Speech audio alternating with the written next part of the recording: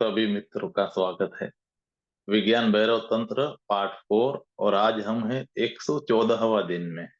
और page number है 174। तो भगवान कहते हैं, इस विधि के संबंध में कुछ बुनियादी बातें समझ लेने जैसी हैं। एक के विचार करते हुए हम अस्तित्व से पृथक हो जाते हैं। विचार करना कोई संबंध नहीं है, वह कोई संवाद नहीं है। विचार करना एक अवरोध है। निर्विचार में तुम अस्तित्व से संबंधित होते हो, जुड़ते हो। निर्विचार में तुम संवाद में होते हो।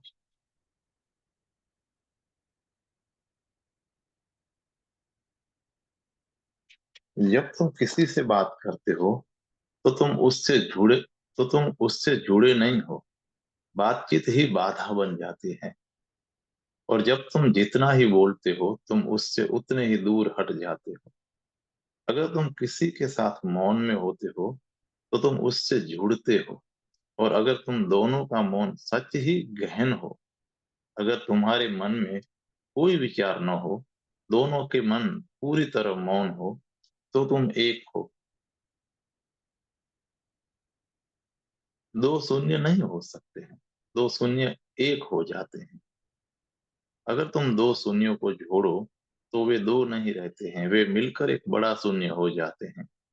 वे एक हो जाते हैं। सच तो यह है कि कोई शून्य बड़ा या छोटा नहीं होता है। शून्य बस शून्य है। तुम न उसमें कुछ जोड़ सकते हो और न उससे कुछ घटा सकते हो। शून्य पूर्ण है। जब भी तुम किसी के साथ मौन में होते हो तुम एक होते हो। जब तुम अस्तित्व के साथ मौन होते हो तो तुम अस्तित्व के साथ एक होते हो। यह विधि कहती है कि अस्तित्व के साथ मौन हो और तब तुम परमात्मा को जान लोगे। अस्तित्व के साथ संवाद का एक ही साधन है मौन। यदि तुम अस्तित्व से बातचीत करते हो तो तुम चूकते हो। तब तुम अपने विचारों में ही बंद हो। इसे प्रयोग की तरह करो। किसी चीज के साथ भी, एक पत्थर के साथ भी इसे प्रयोग करो। पत्थर के साथ मौन होकर रहो। उसे अपने हाथ में ले लो, मौन हो जाओ और संवाद घटित होगा। मिलन घटित होगा। तुम पत्थर में गहरे प्रवेश कर जाओगे और पत्थर तुम में प्रवेश कर जाएगा। तुम्हारे रहस्य पत्थर के प्रति खुल जाएंगे और पत्थर अपने रहस्य तुम्हारे प्रति प्रकट कर देगा। लेकिन तुम पत्थर के साथ भाषा का उपयोग नहीं कर सकते। पत्थर कोई भाषा नहीं जानता है।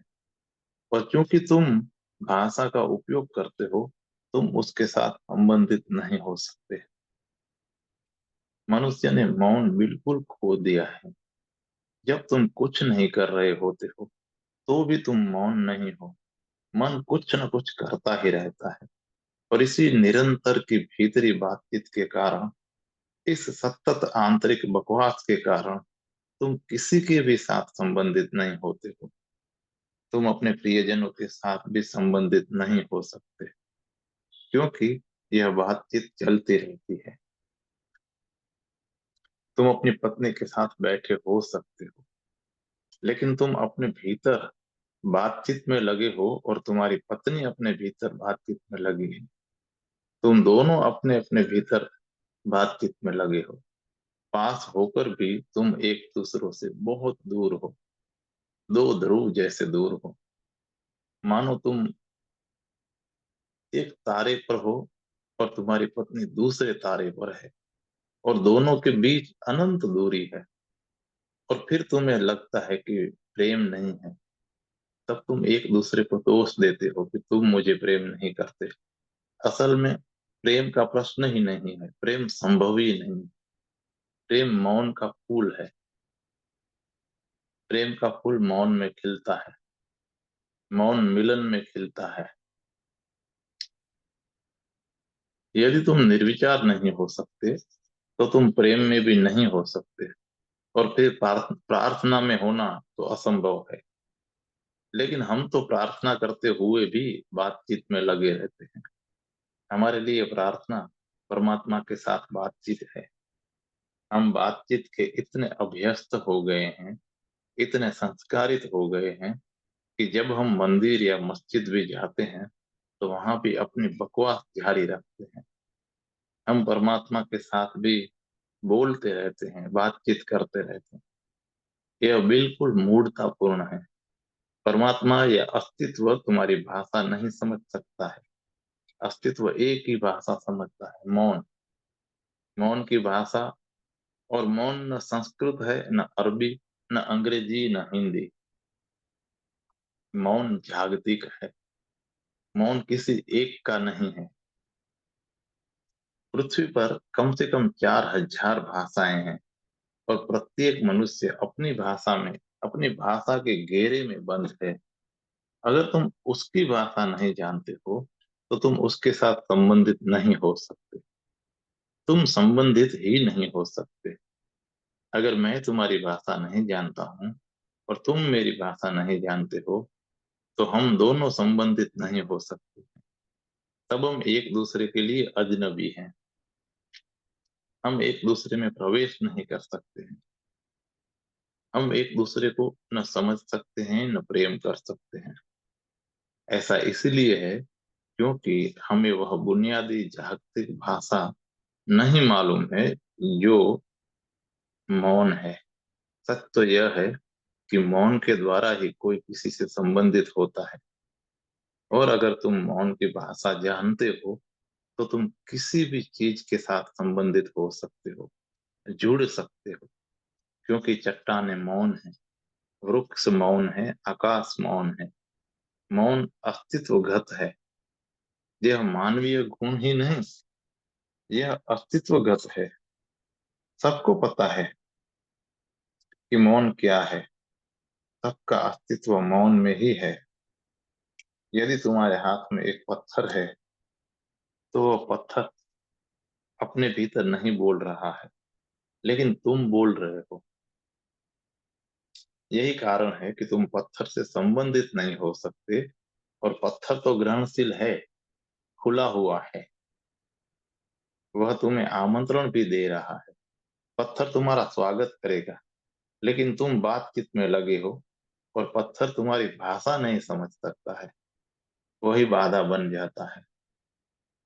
ऐसे ही तुम मनुष्य के साथ भी गहन संबंध में नहीं हो सकते हो। कोई घनिष्ठता संभव नहीं है। भाषा, शब्द सब कुछ नष्ट कर देते हैं। ध्यान का अर्थ मौन है। कोई विचार नहीं। विचार बिल्कुल खो गए हैं। ध्यान है मात्र होना, खुला, ग्रहणशील, तत्पर, मिलने को उत्सुक, स्वागत में, प्रेम पूर्ण। लेकिन वहां सोच विचार बिल्कुल नहीं है। और तब तुम्हें अनंत प्रेम घटित होगा। और तुम यह कभी नहीं कहोगे कि कोई मुझे प्रेम नहीं करता है। तुम यह कभी नहीं कहोगे, तुम्हें कभी यह भाव भी नहीं उठेगा।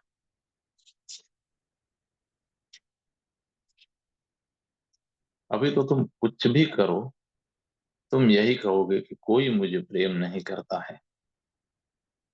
और तुम्हें यह भाव भी उठेगा कि कोई मुझे प्रेम नहीं देता है। हो सकता है कि तुम यह नहीं कहो, तुम यह दिखावा भी कर सकते हो कि कोई मुझे प्रेम करता है, लेकिन गहरे में तुम जानते हो कि कोई तुम्हें प्रेम नहीं करता है। प्रेमी भी एक दूसरे से पूछते रहते हैं, क्या तुम मुझे प्रेम करते हो? अनेक ढंगों से वे निरंतर यही बात पूछते रहते हैं। सब डरे हुए हैं, सब अनिश्चय में हैं, सब असुरक्षित है। बहुत तरीकों से वे यह जानने की कोशिश करते हैं कि दूसरा सच में मुझे प्रेम करता है। और उन्हें कभी भरोसा नहीं हो सकता है। क्योंकि प्रेमी कह सकता है कि हाँ, मैं तुम्हें करता हूँ, लेकिन इसका भरोसा क्या? तुम्हें पक्का कैसे होगा? तुम कैसे जानोगे कि प्रेमी तुम्हें धोखा नहीं दे रहा है? वह तुम्हें समझा बुझा सकता है, वह तुम्हें यकीन दिला सकता है, लेकिन इससे सिर्फ बुद्धि संतुष्ट हो सकती है। हृदय संतृप्त नहीं होगा। प्रेमी प्रेमिका सदा दुखी रहते हैं। उन्हें कभी इस बात का पक्का भरोसा नहीं होता है कि दूसरा मुझे प्रेम करता है। तुम्हें कैसे भरोसा आ सकता है? असल में भाषा के जरिए भरोसा देने का कोई उपाय ही नहीं है, और तुम भाषा के जरिए पूछ रहे हो। और जब प्रेमी मौजूद है तो तुम मन में बातचीत में उलझे हो, प्रश्न पूछ रहे हो, विवाद कर रहे हो। तुम्हें कभी भरोसा नहीं आएगा, और तुम्हें सदा लगेगा कि मुझे प्रेम नहीं मिल रहा है, और यही गहन संताप बन जाता है। और ऐसा इसलिए नहीं होता है कि कोई तुम्हें प्रेम नहीं करता है। ऐसा इसलिए होता है कि तुम बंद हो, तुम विचारों में बंद हो। वहां कुछ भी प्रवेश नहीं कर पाता है। विचारों में प्रवेश नहीं किया जा सकता है, उन्हें गिराना होगा। और अगर तुम उन्हें गिरा देते हो तो सारा अस्तित्व तुम में प्रवेश कर जाता है। यह सूत्र कहता है कि न कुछ का विचार करने से सीमित आत्मा असीम हो जाती है। तुम असीम हो जाओगे, तुम पूर्ण हो जाओगे, तुम जागतिक हो जाओगे, तुम सब कहीं होगे, तब तुम आनंदित ही हो। अभी तुम दुखी अभी तुम दुख ही दुख हो, और कुछ नहीं। जो चालाक हैं वे अपने को धोखे में रखते हैं कि हम दुखी नहीं हैं, या वे इस आशा में रहते हैं कि कुछ बदलेगा, कुछ घटित होगा, और हमें अपने जीवन के अंत में सब उपलब्ध हो जाएगा। लेकिन तुम दुखी हो। तुम दुखावे दिखावे और धोखे निर्मित कर सकते हो। तुम मुखौटे ओढ़ सकते हो। तुम निरंतर मुस्कुराते रह सकते हो। लेकिन गहरे में तुम जानते हो कि मैं दुखी हूँ। गहरे में तुम जानते हो कि मैं पीड़ित हूँ। यह स्वाभाविक है। विचारों में बंद रहकर तुम दुख में ही रहोगे। विचारों से मुक्त होकर, विचारों के पार होकर, सजग सचेतन बोधपूर्ण, लेकिन विचारों से अछूते तुम आनंद ही आनंद हो। आज इतना ही।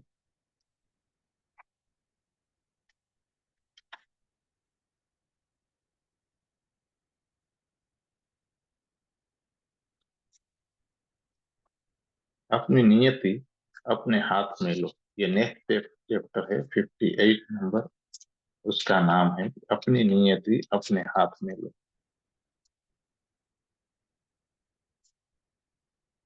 कुछ प्रश्न है जिसके सार हैं। पहला सार: क्या त्वरित विधियां स्वभाव के ताव के विपरीत नहीं है? दूसरा है: हम अब तक बुद्धत्व को प्राप्त क्यों नहीं हुए? तीसरा है कि यदि समग्र बोध और समग्र स्वतंत्रता को उपलब्ध होकर प्राकृतिक विकास के करोड़ों जन्मों को टाला जा सकता है, तो क्या यह तर्क नहीं किया जा सकता कि ऐसा हस्तक्षेप नहीं करना चाहिए? क्या अकर्म और विस्तृत बोध पर्यायवाची है? अब पहला प्रश्न: ये विधियां त्वरित हैं, ये क्रांतिकारी हैं, लेकिन क्या ये ताओ के स्वभाव के विपरीत नहीं है? भगवान कहते हैं कि वे ताओ के विपरीत हैं, वे स्वभाव के विपरीत हैं। कोई भी प्रयत्न स्वभाव से विपरीत होता है। प्रयत्न मात्र ताओ के विपरीत है। अगर तुम सब कुछ स्वभाव पर ताओ पर छोड़ सको तो किसी विधि की जरूरत नहीं है, क्योंकि स्वभाव पर छोड़ना अंतिम विधि है। अगर तुम सब कुछ ताव पर छोड़ सको तो वही गहनतम समर्पण है, वही परम समर्पण है जो मनुष्य कर सकता है। तुम अपने को, अपने भविष्य को, अपनी संभावनाओं को समर्पित कर रहे हो। तुम सब समय को, सब प्रयत्न को समर्पित कर रहे हो। इसका अर्थ है अनंत धैर्य, अनंत प्रतीक्षा, अगर तुम सब कुछ स्वभाव को समर्पित कर सको तो फिर कोई प्रयत्न नहीं करना है, फिर कुछ नहीं करना। तब तुम बस नदी की धारा के साथ बहते हो। तब तुम बस होने देते हो जो है, जो होता है। तुम अपने को पूरी तरह छोड़ देते हो। चीजें तुम्हें घटित होती हैं, लेकिन तुम उनके लिए कोई प्रयत्न नहीं करते। तुम उनकी चाह तक नहीं करते हो। अगर वे होती हैं तो ठीक, अगर वे नहीं होती हो तो भी ठीक। तुम कोई चुनाव नहीं करते। जो भी होता है वह होता है। तुम्हारी कोई अपेक्षा नहीं है, और निराशा की तो बात ही नहीं है। जीवन की नदी बहती है और तुम उसके साथ साथ बहते हो। तुम्हें किसी मंजिल पर नहीं पहुंचना है, क्योंकि मंजिल के साथ प्रयत्न आ जाता है। तुम्हें कहीं जाना नहीं है, क्योंकि अगर कहीं जाना है तो प्रयत्न आ गया। प्रयत्न उसमें निहित है। तुम्हें कहीं नहीं जाना है, कहीं नहीं पहुंचना है। तुम्हारी कोई मंजिल नहीं है, तुम्हारा कोई आदर्श नहीं है, तुम्हें कुछ पाना भी नहीं। तुम सब कुछ समर्पित कर देते हो, और समर्पण के इस क्षण में तत्क्षण तुम्हें सब कुछ मिल जाता है। प्रयत्न समय लेगा, समर्पण कोई समय नहीं लेगा। विधि को समय की जरूरत होगी, समर्पण को किसी समय की जरूरत नहीं होगी। और यही कारण है कि मैं समर्पण को परम विधि कहता हूँ। समर्पण अविधि है, गैर विधि है। तुम उसका अभ्यास नहीं कर सकते।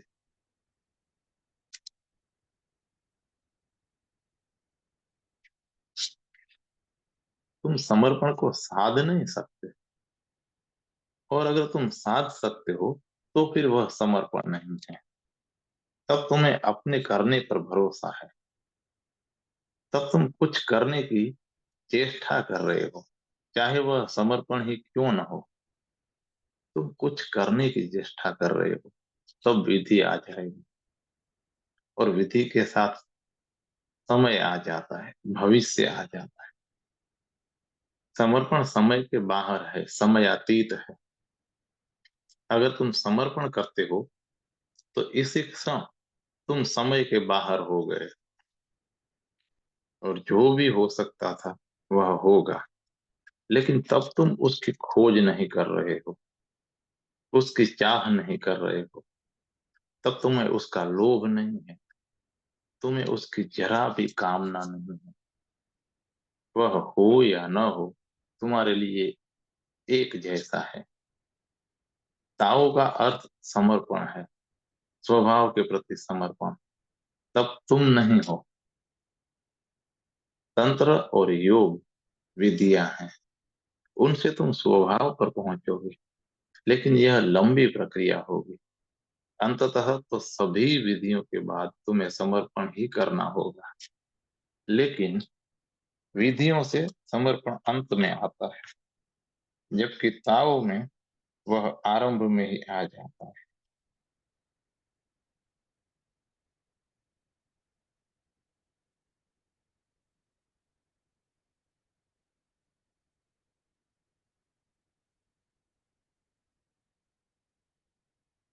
अगर तुम अभी समर्पण कर सको तो किसी विधि की जरूरत नहीं है। लेकिन अगर तुम समर्पण नहीं कर सकते, और अगर तुम मुझसे पूछते हो समर्पण कैसे किया जाए, तो विधि जरूरी है। कभी कभार लाखों करोड़ों में एक व्यक्ति ऐसा होता है कि जो बिना यह पूछे कि क्या कैसे किया जाए, समर्पण कर देता है। अगर तुम पूछते हो कि कैसे किया जाए, तो तुम वह व्यक्ति नहीं हो जो समर्पण कर सके। कैसे किया जाए पूछने का अर्थ ही यह है कि तुम विधि मांग रहे हो।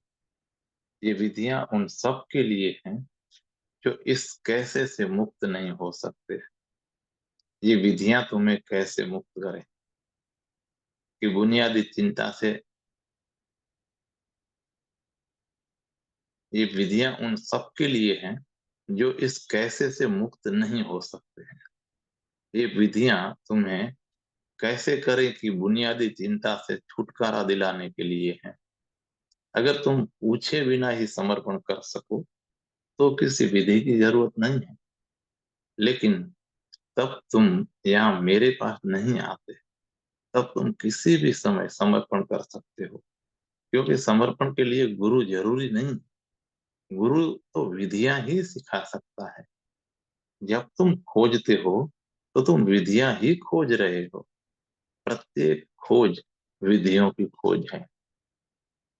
जब तुम किसी के पास जाते हो और पूछते हो कि तुम विधि, तो तुम विधि ही पूछ रहे हो, उपाय ही पूछ रहे हो। अन्यथा कहीं जाने की जरूरत नहीं। खोज ही बताती है कि तुम्हें विधि की गहरी जरूरत है। तो ये विधियां तुम्हारे लिए हैं।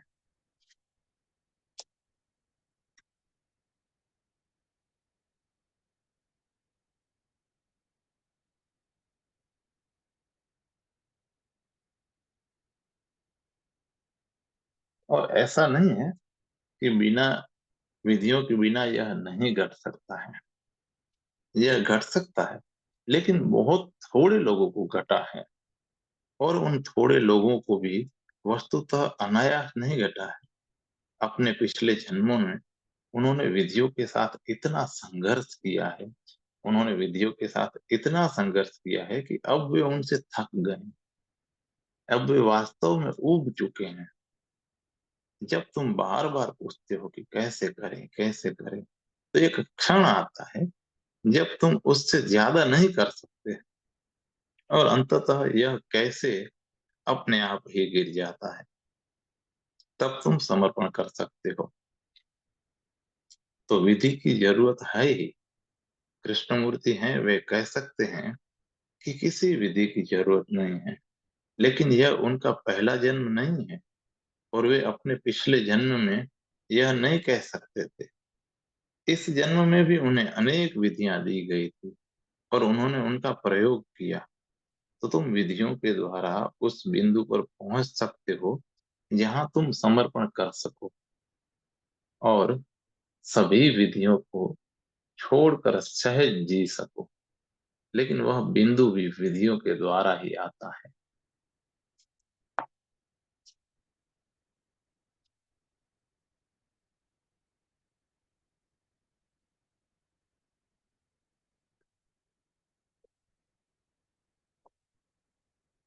तो विधि ताओ के विरुद्ध तो है, क्योंकि तुम ताओ के विरोध हो। तुम्हें संस्कारों से मुक्त करना है।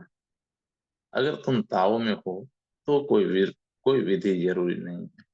अगर तुम स्वस्थ हो तो औषधि की जरूरत नहीं है। प्रत्येक औषधि स्वास्थ्य के विरुद्ध है। लेकिन तुम बीमार हो, इसलिए औषधि की जरूरत है। यह औषधि तुम्हारी बीमारी को मिटाएगी।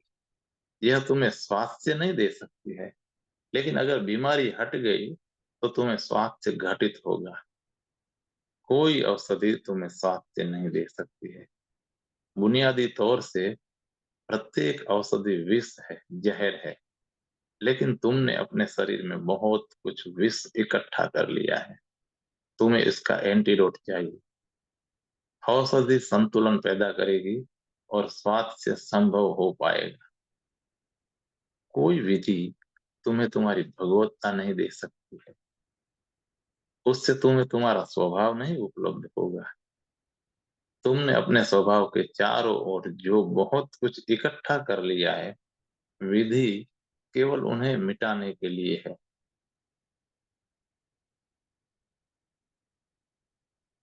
वह सिर्फ तुम्हें संस्कार शून्य करेगी। तुम संस्कारों में दबे हो, और अभी तुम समर्पण में छलांग नहीं लगा सकते। अगर तुम छलांग लगा सको तो अच्छा है, लेकिन तुम यह नहीं कर सकते। तुम्हारे संस्कार पूछेंगे कि कैसे, तब विधि सहयोगी होगी। अगर तुम ताओ में जीते हो तो किसी योग की, तंत्र की, धर्म की कोई जरूरत नहीं है। जब कोई बिल्कुल स्वस्थ है तो किसी औषधि की क्या जरूरत है। प्रत्येक धर्म औषधि है। जब संसार पूरी तरह ताव में जिएगा तो धर्म विदा हो जाएगा। तब किसी गुरु की, किसी बुद्ध की, किसी जीसस की जरूरत नहीं होगी, क्योंकि तब प्रत्येक व्यक्ति बुद्ध होगा, जीसस होगा। लेकिन अभी जैसे तुम हो, तुम्हें विधियों की जरूरत है।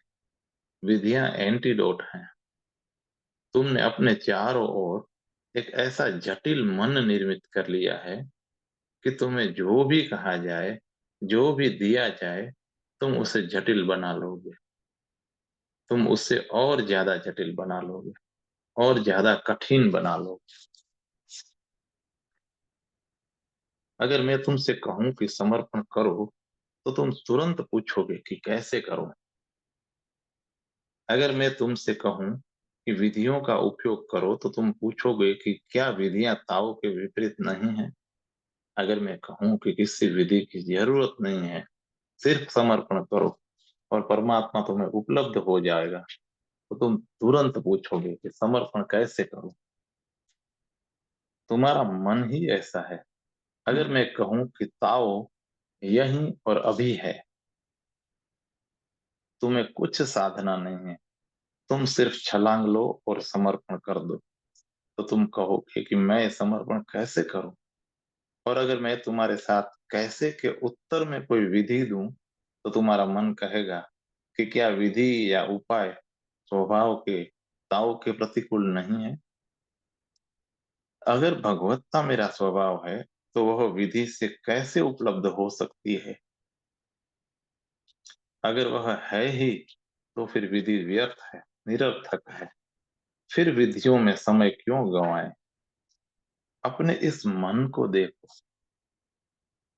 मुझे याद आता है, एक बार ऐसा हुआ कि एक आदमी ने एक लड़की के पिता ने संगीतकार लियोपोल्ड गोडोवस्की से कहा कि आप मेरे घर आकर मेरी बेटी को सुने।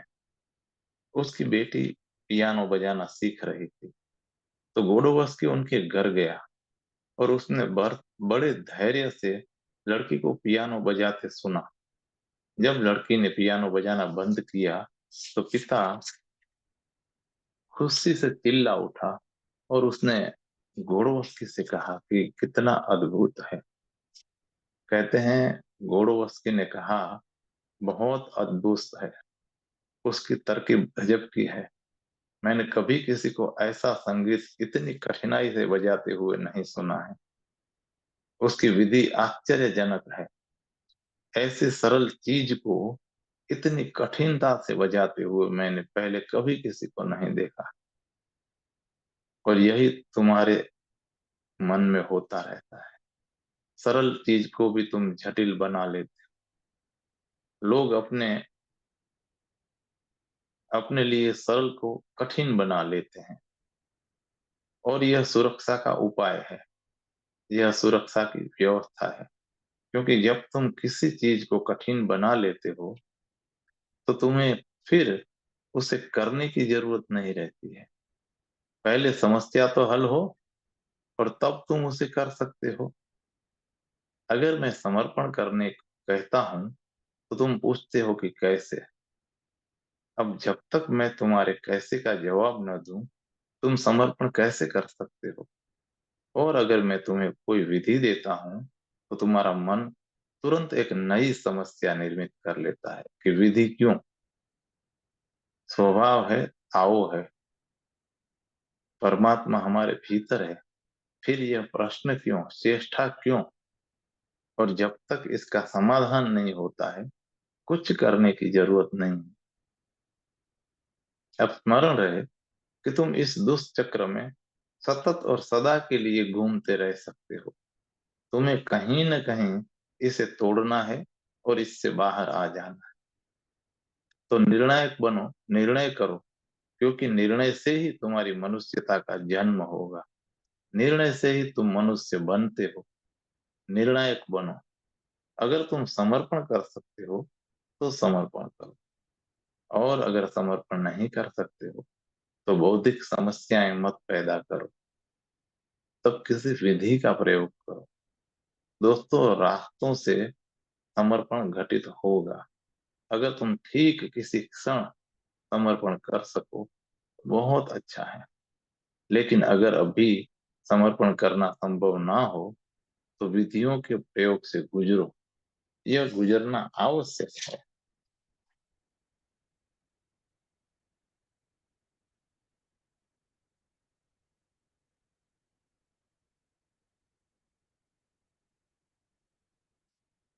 यह तुम्हारे कारण आवश्यक है। यह स्वभाव या ताव के कारण आवश्यक नहीं है। ताव के लिए किसी अभ्यास की जरूरत नहीं है। अभ्यास तुम्हारे कारण जरूरी है। यह विधियां तुम्हें मिटा डालेंगी। इन विधियों के द्वारा तुम मिट जाओगे और तुम्हारी अंतरस्थ आत्मा उद्घाटित होगी। तुम्हें अपने को पूर्णतः मिटा डालना है। अगर तुम एक छलांग में अपने को मिटा सको तो समर्पण करो। यदि नहीं तो विधियों के द्वारा थोड़ा थोड़ा करके करो। लेकिन एक बात स्मरण में रहे कि तुम्हारा मन समस्याएं पैदा कर सकता है, जो कि उसकी तरकीब है। वह निर्णय को स्थगित करने की तरकीब है। अगर मन सुनिश्चित नहीं है तो तुम्हें अपराध भाव नहीं होता है। तुम सोचते हो कि मैं क्या कर सकता हूँ। जब तक कोई चीज सुस्पष्ट नहीं है, साफ सुथरी नहीं है, ठीक ठीक पता नहीं है, तब तक मैं क्या कर सकता हूँ। तुम्हारे मन तुम्हारे तुम्हारा मन तुम्हारे चारों ओर धुंध निर्मित कर देगा। और जब तक तुम निर्णय नहीं लेते तुम्हारा मन तुम्हें कभी स्पष्ट नहीं होने देगा। निर्णय के साथ ही बादल विलीन हो जाते हैं। मन बहुत ही कूटनीतिक है। मन बहुत राजनीतिक है। वह तुम्हारे साथ राजनीतिक खेल खेलता रहता है। वह बहुत चालाक है और चालबाज भी है। मैंने सुना है कि एक मुल्ला नसरुद्दीन अपने बेटे और बहू से मिलने आया। वह 3 दिन के लिए आया था, लेकिन एक सप्ताह तक टिक गया। फिर एक सप्ताह भी गुजर गया और वह महीना भर रह गया। तब पति पत्नी चिंता में पड़े कि इस बूढ़े से कैसे छुटकारा पाया जाए। उन्होंने इस प्रश्न पर विचार विमर्श किया और फिर एक तरकीब निकाली। पति ने पत्नी से कहा कि आज रात तुम शोरबा बनाना और मैं कहूंगा कि इसमें नमक बहुत है और इसे पिया नहीं जा सकता और इसे पीना असंभव है। और तुमको कहना है कि इसमें ज्यादा नमक नहीं है। हम लोग विवाद करेंगे, झगड़ना शुरू करेंगे। तब मैं अपने पिता से पूछूंगा कि आपकी क्या राय है, आप क्या कहते हैं। अगर वो मेरे साथ राजी होंगे तो तुम गुस्से से पागल हो जाना और उससे घर से निकल जाने को कहना। और अगर वह तुमसे राजी हुए तो मैं आपे से बाहर हो जाऊंगा और उन्हें कहूंगा कि घर से तुरंत निकल जाए। तो शोरबा बना और जैसी की योजना थी वे आपस में विवाद करने लगे और झगड़ने लगे। और फिर बात हद पर पहुंच गई। वे एक दूसरे को मारपीटने पर भी उतारू हो गए। नसरुद्दीन यह सब चुपचाप बैठकर देख रहा था। तभी बेटा किसी तरफ मुड़ा और उसने पूछा कि अब्बा जान आप क्या कहते हैं, इसमें नमक बहुत ज्यादा है या नहीं। नसरुद्दीन ने शोरबे में अपना चम्मच डुबोया, उसे चखा, क्षण भर के लिए स्वाद पर ध्यान दिया और फिर बोला कि यह मेरे बिल्कुल अनुकूल है। नसरुद्दीन ने किसी का पक्ष नहीं लिया। सारा और आयोजन व्यर्थ चला गया। तुम्हारा मन इसी ढंग से काम करता है। वह कभी कोई पक्ष नहीं लेगा, क्योंकि जैसे ही तुम कोई पक्ष लेते हो तुम्हें कृत्य में उतरना होगा। मन कोई पक्ष नहीं लेगा और तर्क करता रहेगा। वह कभी कोई निर्णय नहीं लेगा। वह सदा अनिर्णय में रहेगा। जो भी कहा जाएगा उस पर विवाद तो होगा, लेकिन वह कभी निर्णय नहीं लेगा। और तुम अनंत काल तक विवाद कर सकते हो। उसका कहीं कोई अंत नहीं है। केवल निर्णय तुम्हें कृत्य में उतारेगा और कृत्य ही रूपांतरण बनेगा। तो अगर तुम वस्तुतः अपने भीतर गहन क्रांति चाहते हो तो फिर निर्णय लो। स्थगित मत करते रहो। बहुत दार्शनिक मत हो, वो खतरनाक है। साधक के लिए दार्शनिक होना खतरनाक है, जो दरअसल कोई साधना नहीं कर रहा है, केवल समय काट रहा है। दार्शनिक होना उसके लिए ठीक है, लेकिन और उसके लिए यह एक अच्छा खेल है। अगर तुम कीमत चुकाने के लिए राजी हो तो दर्शन शास्त्र अच्छा खेल है, लेकिन मुझे नहीं लगता कि कोई इतनी कीमत चुका सकता है, क्योंकि यह समय का अपव्यय है। तो कोई भी निर्णय लो। अगर समर्पण कर सकते हो तो समर्पण तो करो, तब उसमें पैसे का सवाल नहीं है। और यदि समर्पण नहीं कर सकते हो तो किसी विधि का अभ्यास करो, क्योंकि जब तुम विधि के जरिए क्योंकि तब तुम विधि के जरिए ही उस जगह पहुंच सकते हो जहां समर्पण घटित होता है।